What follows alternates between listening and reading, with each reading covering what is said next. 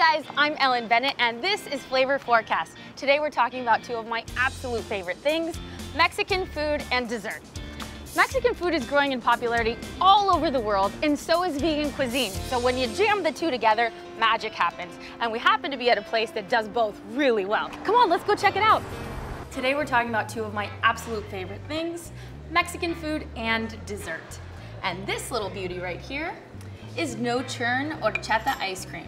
This is a Mexican dessert that is so tasty. It's packed with cinnamon and it's really, really delicious.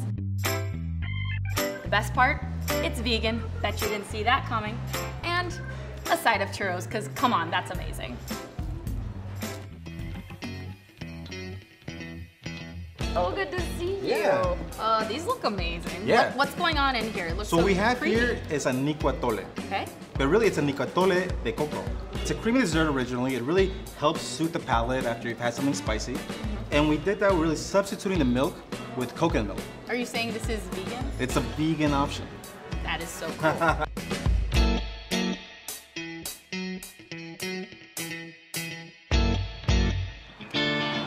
So if you're looking to indulge your Mexican sweet tooth and enjoy vegan cuisine, Mexican Vegan is the thing for you.